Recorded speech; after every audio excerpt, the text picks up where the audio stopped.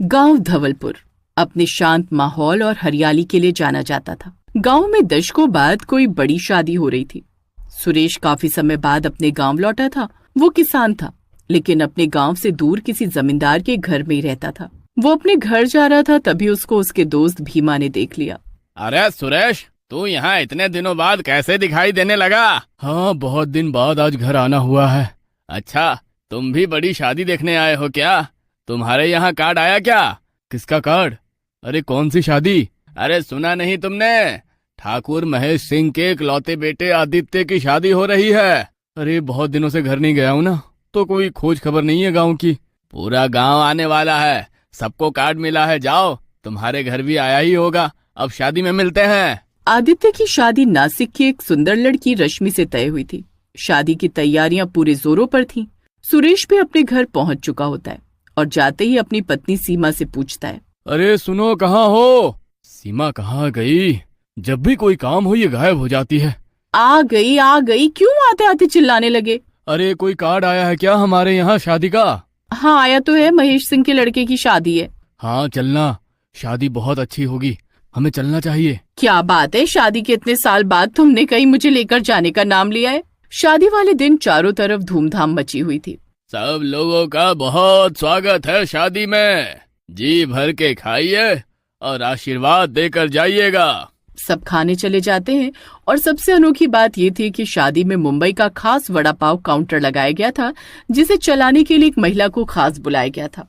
उसका नाम किसी को नहीं पता था। सब उसे वड़ा पाव वाली मैडम कहकर बुला रहे थे। उसके चेहरे पर हमेशा मुस्कान रहती, लेकिन उसकी आंखें बहुत अजीब थी, इतनी गहरी और डरावनी कि देखने वालों की रूह कांप जाए। सीमा, तुमने खाया क्या वड़ा पाव? इतनी भीड़ है, कुछ तो बात जरूर है इसमें। मेरे पति गए हैं लेने, वो लाएंगे तब खाऊंगी। शादी में तो सबसे ज्यादा लोग वड़ा पाव स्टॉल पर ही लाइन में खड़े हैं। जो भी एक बार खाता है वो जैसे सम्मोहित हो जाता है। सब कहते हैं आज तक ऐसा स्वाद नहीं चखा। वड़ा पाव देने वाली एक अजीब सी मुस्कुराहट के साथ वड़ा पाव दे रही है, देखो तो। सीमा ने गौर किया कि वड़ा पाव खा तो रहे हैं लोग, लेकिन कुछ लोग थोड़ी देर बाद बेचैन हो जाते, उल्टी करने लगते या बेहोश हो जाते। डॉक्टर को बुलाया गया, लेकिन कारण समझ नहीं आया। थोड़ी देर बाद दूल्हे के छोटे भाई रोहित ने भी जब वड़ा पाव खाया तो अचानक उसकी आंखें लाल हो गईं और वो जोर से चिल्लाया, वो चुड़ैल है, वड़ा पाव मत खाओ, वो मारने आई है सबको, सब उससे दूर रहो। लेकिन लोग इसे मजाक समझकर हंस दिए और शादी को अच्छे से देखने लगे। लेकिन कुछ ही देर बाद रोहित गायब हो गया। तभी वड़ा पाव खिलाने वाली अंदर से आती है। उसके मुंह पर खून लगा होता है। क्या हुआ, आपका बेटा नहीं मिल रहा क्या? नहीं, रस्में होने वाली हैं, जाने कहाँ चला गया, फोन भी नहीं लग रहा है इसका तो। वड़ा पाव वाली लड़की आती है और धीरे से रोहित की माँ के कान में बोलती है, अब वो आएगा भी नहीं, बेकार में उसका इंतजार मत करो। और वो वहाँ से जाने लगती है। रोहित की माँ डर जाती है और उसके पीछे जाती है। वो देखती है कि वो वड़ा पाव खिलाने वाली लड़की अचानक एक भयानक चुड़ैल बन गई है। इसका मतलब रोहित सच बोल रहा था। कहीं इसी ने कुछ कर तो नहीं दिया मेरे रोहित को। रोहित की माँ शादी होने का इंतजार करती है। अब भी वड़ा पाव वाली लड़की शादी में सबको वड़ा पाव खिला रही होती है, जैसे वो एक साधारण लड़की हो। लेकिन ये सब देख रोहित की माँ को रोना आ रहा होता है। तभी एक दादी उनके पास आती है। क्या हुआ बेटा, तेरे बेटे की शादी है तो तू क्यों भला रो रही है? बहू अच्छी नहीं है क्या? मेरा बेटा माँ जी, ये वड़ा पाव वाली मेरे बेटे को खा गई, लेकिन अगर मैंने सबको बताया तो इसे सबको मार देगी और मैं अपना दूसरा बेटा भी खो दूंगी। जिसका दुख था वही हुआ। क्या माँ, किस बारे में बात कर रही हैं आप? दादी माँ ने उस रात सबको बुलाकर एक पुरानी कथा सुनाई। 60 साल पहले धवलपुर में एक लड़की रहती थी, सुरभि। वो बहुत सुंदर थी और वड़ा पाव बनाने में माहिर थी। उसकी शादी तय हुई थी, लेकिन बारात के दिन लड़के वालों ने दहेज की मांग रख दी। ये तो बहुत आम बात है अम्मा, इससे इसका क्या लेना देना? आगे तो सुनो मेरी बात। रोहित की माँ बिना बोले उसकी बात, लेकिन सुरभि के पिता ने जब मना किया तो सबने मिलकर सुरभि को अपमानित किया और शादी रद्द कर दी। सुरभि ज्यादा किसी से बात भी नहीं करती थी। उसको ये बात दिल पर लग गई। उसी रात सुरभि ने गांव के कुएं में कूदकर जान दे दी। उसके बाद गांव में हर साल कोई न कोई शादी में वड़ा पाव खिलाने वाली एक औरत दिखाई देती थी और फिर कोई न कोई मरता था। लेकिन धीरे धीरे लोग ये भूलने लगे जब से शादी में वड़ा पाव बंद कर दिया गया। हमने वड़ा पाव लगाया, उसकी इतनी बड़ी सजा। रोहित की माँ और रोने लग जाती है। रात के 2 बजे जब बारात शादी के पंडाल से लौट रही थी, तब दूल्हा आदित्य भी गायब हो गया। चारों ओर हाहाकार मच गया। सब जगह ढूंढा गया, लेकिन आदित्य का कोई सुराग नहीं मिला। जिस बात का डर था वही हो गया, मेरा ये बेटा भी चला गया।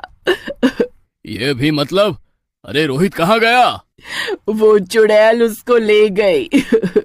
कौन चुड़ैल? क्या बोल रही हो तुम? तभी कोई भागकर आता है और बताता है कि शादी वाले लॉन के पास बने पुराने स्टोर रूम से अजीब सी हंसी की आवाज आ रही है। ये सब क्या हो रहा है? कोई बताएगा मुझे? लेकिन रोहित के पापा की बात को अनसुना करके लोग भागने लगते हैं।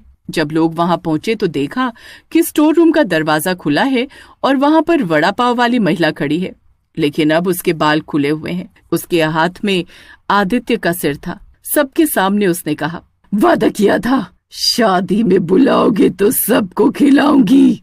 गांव में हड़कंप मच गया।